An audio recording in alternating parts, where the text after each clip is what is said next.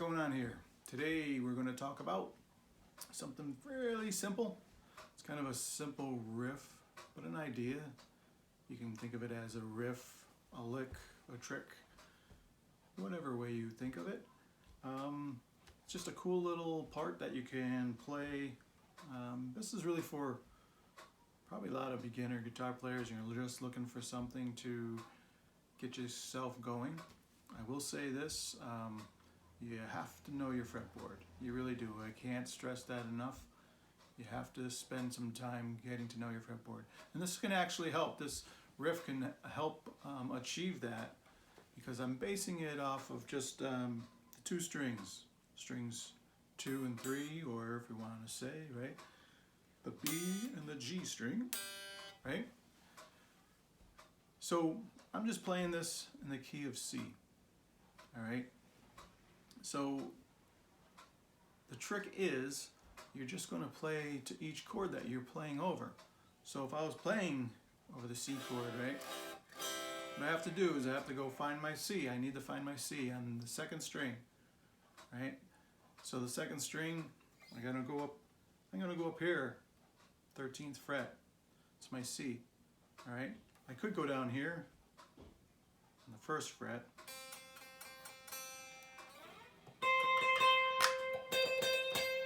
I'm going to take it up here. And what you're just doing is you're going to put your first finger on the root of the chord that you're playing. So here I got it on the C.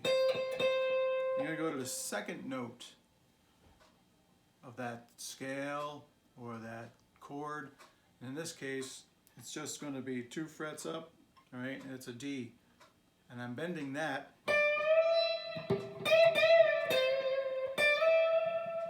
I'm bending that up to the third note of the chord or the scale you can think of in that case. But I'm just going C to D, right? I'm just bending it up.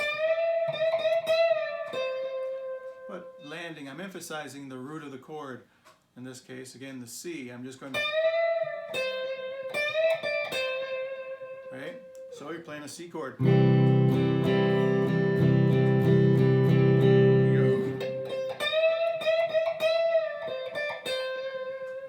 Right? It's just a trick. It's a nice little lick for you to do if you're just jamming, or even if you want to do it as a fill, you know.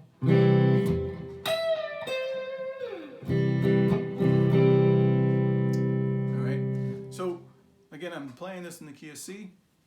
I'm doing a 1-4-5. I'm doing a 12-bar form. That's another thing that we can talk about in another lesson. But the 12-bar form is going to be 4 measures of the C chord. So I'd play the C, 4 measures, then I'm going to go switch to the 4 chord, which is F. I'm going to play that for 2 measures. And I'm going to go back to the C for 2 measures. Then I go to the G for a measure, F for a measure, C for a measure, and then back to G for the ending measure. Now, I can't stress this enough. Know your form. It's a 12-bar form. You might hear it in blues. You know, if you're doing right? The reason why you want to know that is as you're soloing, you want to know the chords that you're soloing over, and you want to know what's ahead of the progression, what's coming up, right? So you can prepare yourself as you're playing. So if I was playing the C chord and I'm playing this riff, I know here comes the F chord. I'm going to look for that F. Then I'm going to go back to the C. Here comes the G. Back to the F. Then I'm home to C. Into the G, right? You want to be able to play a solo and hear the chord changes behind it, you know, as you're doing this. It's something you want to develop. Now I'm also adding some little tricks as well to this lick. I'm just not going, right? You could add here. I'm going to put my pinky pinky on the, well, in this case, the 15th fret of the first string. As I bend this up, I'm bending this up. That's my dog barking. And I can do the same thing on the F. And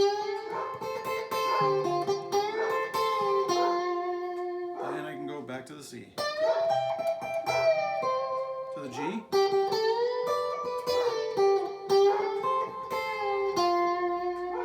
Alright? And then back to the C.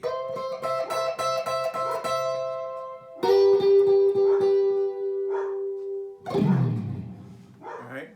So, I'm going to play this track. I have it in a loop, and we'll just jam a little bit. So I'm going to play, here we go. And I'm going to play around, all right? You can see where I add it and throw it in there. Ready?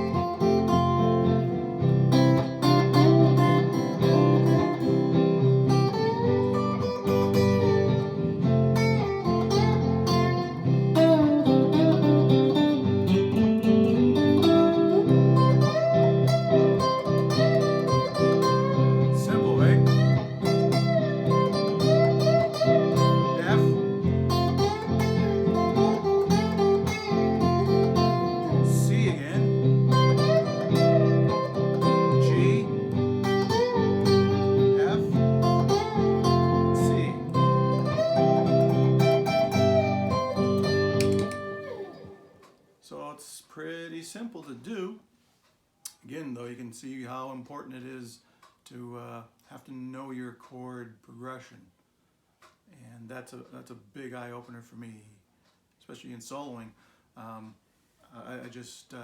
can't really express that any stronger. But know your chord progression. Take a 12-bar blues form. That's what it is. 12 bars. It doesn't have to be blues, right? It just can be anything you want. It's just that you know the chord progression. You know, I could, you know, play.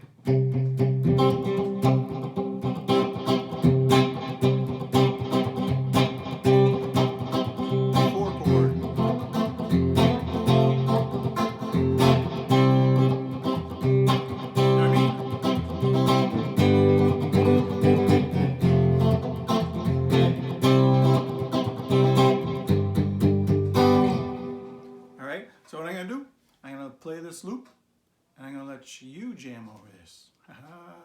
Oh no! Right? So here it is. I'm going to play the loop. I'll just kind of strum along with it. And it's your turn. Here we go. 1, 2.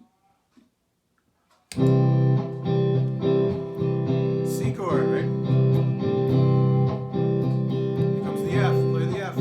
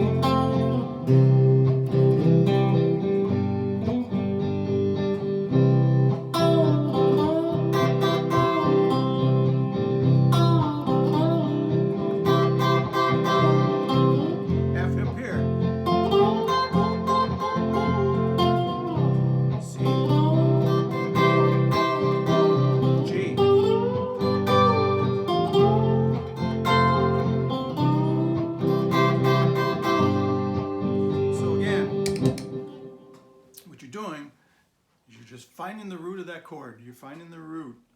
I'm finding the C. I can find the C here. Right? Just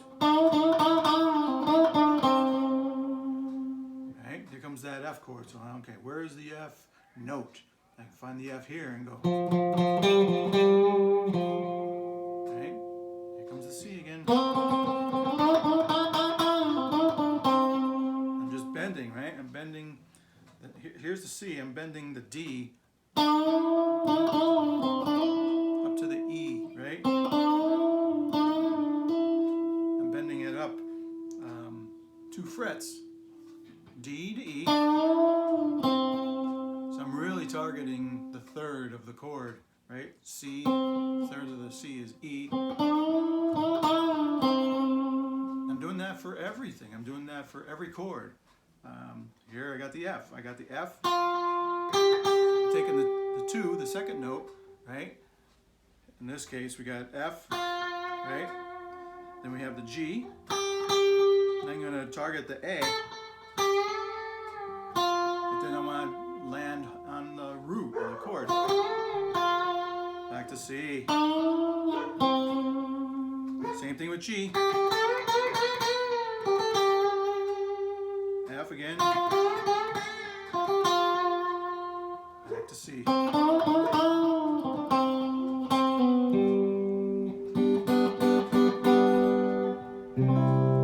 Right? Again, you can add these little tricks.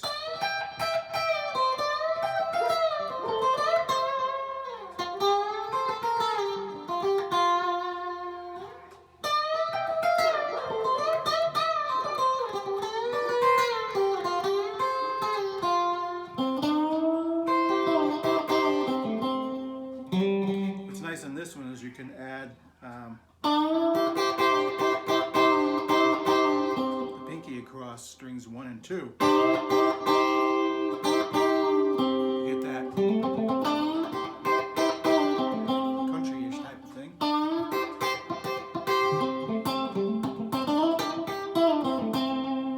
You know, it's there.